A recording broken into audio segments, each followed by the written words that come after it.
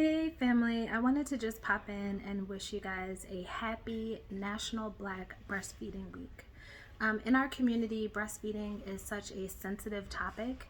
It's one that has had many positive and negative impacts on Black women.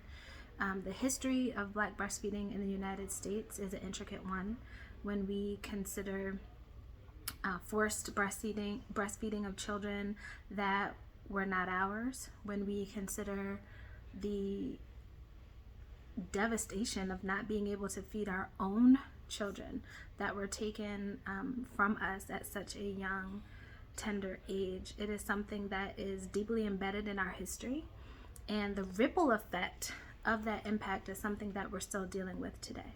So I just wanted to share quickly just a little bit of my background. My name is Jacqueline. I am a birth and postpartum doula, but I'm also a mom of three.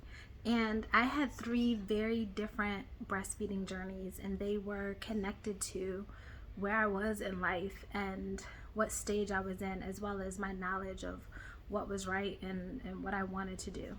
And so with my oldest, I remember all of my advice came from the elders in my family, my aunt, my grandmother, my mom, and lots of don't spoil the baby this, don't breastfeed in public that. And I knew in my heart that I wanted to breastfeed my daughter. And so we embarked on that journey, and it maybe lasted about, 8 weeks or less. And a part of that was that while I was like, okay, breastfeeding is cool, I was also being pressured to hurry up, get back to work. You need to hurry up and get back, make some money, and my life was very stressful. So unbeknownst to me, I had no idea that stress had such a huge impact on a milk supply. A lot of people still don't. They think that if you eat well, you drink tons of water, that you should just be fine. Your milk supply will be unaffected by your emotions, but that's actually not true. So at about 6 weeks or so, as my milk supply was waning, I began to introduce formula. At 6 weeks, she went to a home daycare, and that began my separation anxiety. And probably about, I think I probably had baby blues with her, not full on postpartum depression, but I was very sad because she was beginning to crawl and have her little first at daycare, and it was just a very heart-wrenching moment for me. And not having breastfeeding and having that time and connection was something that I really missed once she began going to daycare. With my second child, my second daughter,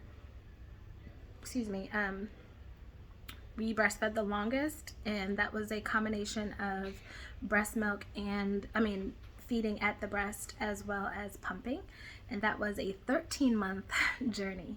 At that point, I was in my late 20s. Life was very different. I was in transition relationship-wise, and while life was stressful, my home environment was very calm and peaceful, and so breastfeeding her was very easy. With most of my children, I didn't have any issues with latching or anything like that, and so my circumstances made it just easier for me to breastfeed at will, to let her latch whenever she wanted to, and she was eager to do so. And I actually did suffer the worst with postpartum depression with that particular child, but my breastfeeding journey was actually the best with that particular pregnancy. Lots of bonding, lots of personal time, co-sleeping in the whole nine. And then with my last pregnancy, my son, we did a combination of at the breast breastfeeding as well as pumping, and it was my decision intentionally to split. I think he grew teeth early or something, and I got one good chomp, and I was like, yeah, no, I'm good. I've been down this road. I already know what it is. We're about to pump. And so I was more established in who I was as a mother. I was more established in what I wanted. I had more knowledge about breastfeeding and support from my birth worker community, actually for both last two births, and who I was actually informed my breastfeeding journey. And so I want to encourage anyone out there that might be struggling or feeling like you have to do something in a certain kind of way. I can drink all the teas, eat all the herbs, all the veggies in the world, and look like I'm supposed to have a particular breastfeeding journey. But it's just not true. Every journey is different. Every pregnancy is different. Every breastfeeding journey is different. And it's hard. I mean, when my breast got engorged and I'm in that shower just trying to get a good letdown and I'm crying because I'm like, oh my God, like my baby is sleeping and I really want them to sleep and I really want to sleep, but oh my God, this hurts. And it was crazy. Or making decisions to say, hey, look, I really want to bond, but I just don't have the emotional capacity. I'm going to go ahead and pump. Like, these are all things that many, many other folks are dealing with. So you are not alone on your breastfeeding journey. It doesn't have to look one particular way. And as we're celebrating National Black Breastfeeding Week, I want you to know that you're not alone. You get to choose how you pursue your breastfeeding journey. And look for resources to support you in whatever it is that you decide. So I hope that sharing just this little bit of background with my 3 very different breastfeeding journeys will be helpful for someone today. But keep going, stay encouraged.